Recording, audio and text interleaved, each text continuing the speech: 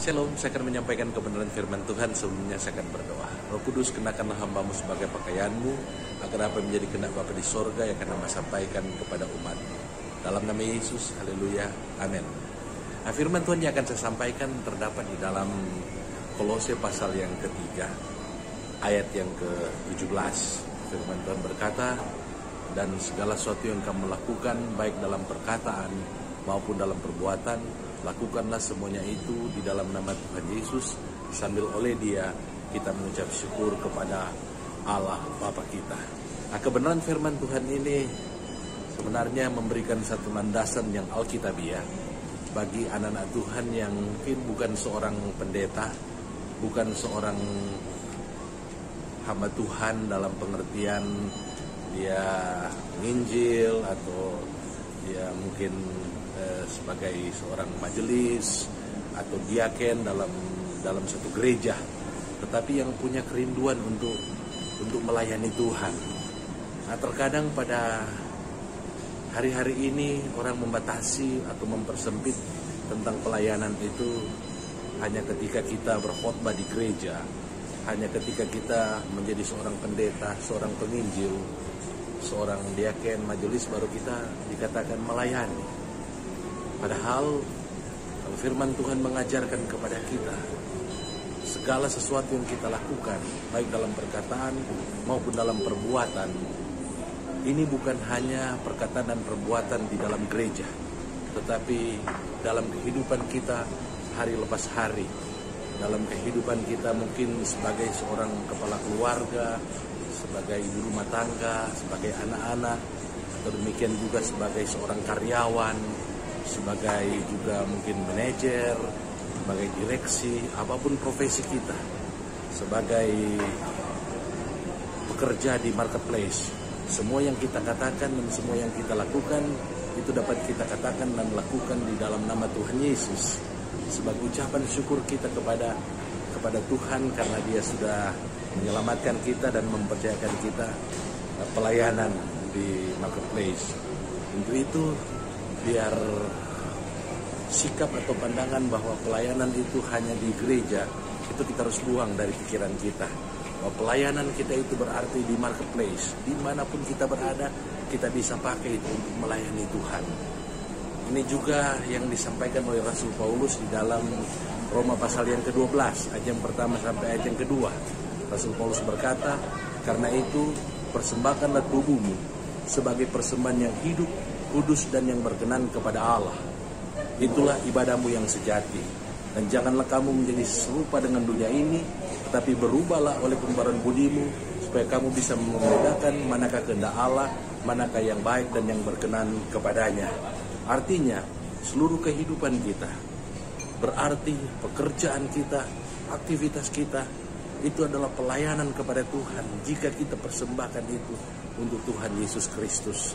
Jadi biar kebenaran firman Tuhan ini mengingatkan kepada kita dan memberikan kekuatan kepada kita bahwa saudara untuk melayani Tuhan tidak harus menjadi pendeta, tidak harus menjadi penginjil, tetapi profesi saudara sebagai karyawan, sebagai profesional dimanapun saudara berada, itu saudara dapat lakukan untuk melayani Tuhan.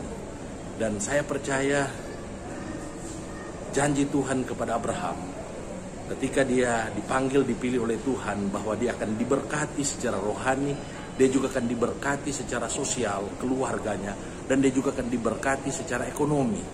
Artinya Abraham diberkati oleh Tuhan juga secara berkelimpahan dalam bidang ekonomi. Ini berbicara soal bisnis, soal pekerjaan, soal usaha. Demikian juga janji Tuhan bagi saudara dan saya, keturunan Abraham melalui iman kepada Yesus. Galatia 3 yang ke-29. Kita diselamatkan dan ada berkat-berkat Tuhan yang terkandung di dalam keselamatan di dalam Yesus. Yaitu berkat secara berkelimpahan dalam bidang ekonomi, berarti dalam pekerjaan saudara. Pekerjaan Tuhan membutuhkan dukungan yang luar biasa daripada anak Tuhan. Kalau anak-anak Tuhan yang berhasil di bidang ekonomi, mereka diberkati, mereka harusnya menjadi berkat, baik secara pribadi maupun melalui gereja Tuhan yang ada di mana mereka ditempatkan untuk melayani Tuhan. Nah, ketika kita melayani, anak-anak Tuhan melayani di marketplace, hamba-hamba Tuhan yang melayani di gereja juga, mereka menyerahkan hidup mereka dipakai oleh Tuhan untuk jadi saluran berkat. Maka saya percaya Injil itu akan diberitakan di seluruh dunia, menjadi kesaksian bagi segala bangsa. Sehingga apa yang Tuhan perintahkan kepada gereja, kamu akan menjadi saksiku di Yerusalem, di Yudea, Samaria, dan sampai ke ujung bumi, itu akan digenapi. Kalau anak-anak Tuhan menyadari kebenaran ini, wah, dia harus melayani di marketplace dengan profesi yang Tuhan sudah berikan. Jadi baik hamba Tuhan, pendeta, demikian juga dengan jemaat, kita sama-sama melayani Tuhan Yesus. Dimanapun kita berada, kita lakukanlah semua itu dengan perkataan maupun dengan perbuatan di dalam nama Tuhan Yesus, sambil mengucap syukur oleh Dia kepada Allah Bapa kita. Itulah pelayanan kita. Tuhan Yesus kiranya memberkati. Mari kita berdoa. Terima kasih Tuhan untuk kebenaran firman Tuhan yang sudah disampaikan. Biar firman Tuhan ini menjadi berkat bagi kami yang mendengarkannya. Dalam nama Yesus, amin. Puji nama Tuhan. Saya berada di Plaza Senayan. Pada tahun 97 saya sebagai seorang karyawan, habis menjadi petinju, saya diterima di salah satu perusahaan yang kebetulan mereka memiliki usaha di Plaza Senayan, di Gianni Versace.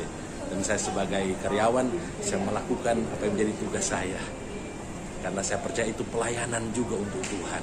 Itu tahun 97, tentunya sekarang saya sudah menjadi hamba Tuhan, menjadi pendeta. Saya tidak bekerja lagi di perusahaan ini, saya sudah berhenti. Dan setelah saya berhenti, saya baru melanjutkan kuliah di Sekolah Alkitab dan saya menjadi hamba Tuhan sampai hari ini. Tuhan Yesus kiranya memberkati kita yang mendengarkan firman Allah ini, dan jadilah berkat di marketplace. Dimanapun Tuhan tempatkan saudara, profesi saudara itu mulia. Pakai itu untuk memuliakan nama Tuhan. Dan tetap dukung pelayanan Tuhan, gereja Tuhan melalui kesetiaan saudara, memberikan perpuluhan, memberikan janji iman, memberikan persembahan-persembahan. Tuhan Yesus kiranya memberkati. Shalom.